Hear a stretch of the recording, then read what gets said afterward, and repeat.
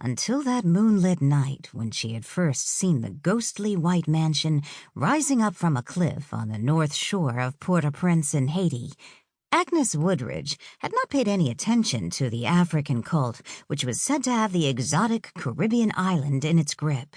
She had experienced an eerie feeling at her first glimpse of the great house known as Seacrest, but she had never guessed what weird adventures waited for her in its shadowed corridors and rooms, nor had she known that within its walls she would lose her heart to a man branded by many as a murderer. It all came about because of her going to Haiti for her health. In October of the previous year, she had lost her mother after a long debilitating illness, during which Agnes acted much of the time as her nurse. Her mother's death left her completely alone, as her father had died years before. In the wake of her mother's death, a shocked reaction had sent her into a mild nervous breakdown. Agnes found herself unable to continue as a teacher in the private girls' school where she'd been employed before her mother's illness. She was forced to take psychiatric treatment to cure her depression, and her doctor advised her to spend some weeks in a tropical climate. Because her funds were limited, Agnes sought the lowest-cost haven of this type. The travel agent whom she consulted suggested Haiti.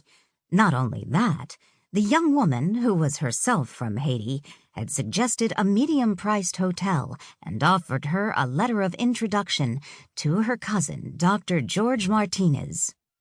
He had trained as a medical doctor in the United States and now had a flourishing practice in Port-au-Prince.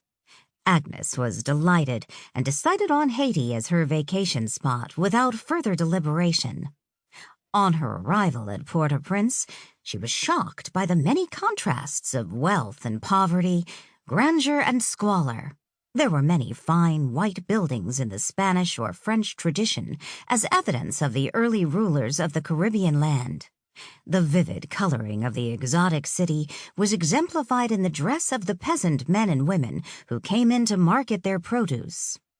Her hotel turned out to be a modest one, unlike the great hotels with their gambling casinos, which attracted the average American tourist.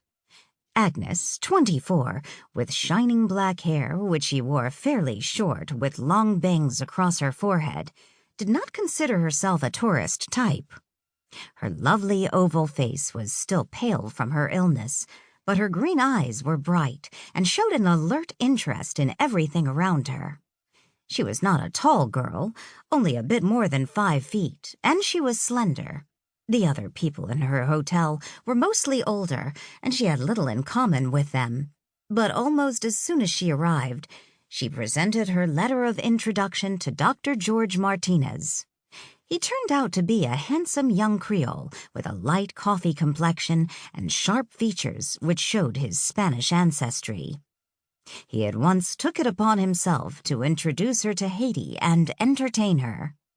As he was a bachelor, he had a good deal of time to himself, despite his busy medical practice. And on the night on which he'd first mentioned Seacrest and its people to her, they were out dining at the famous International Casino, one of the island's largest gambling resorts.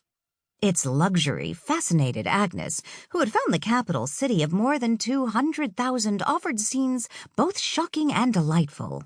In the vast and malodorous iron market, 2 vast warehouses joined together, she'd seen hundreds of stalls offering merchandise, including baskets and handicrafts of interest to tourists. In addition to well-dressed and well-fed merchants, she had seen ragged women and children squatting on floors and eating out of pots.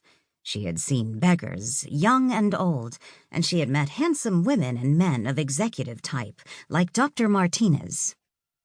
Just then the orchestra in the dining room of the casino was playing a cha-cha, and the waiter was serving them a specialty of Haiti, ghost flambé flaming lobster.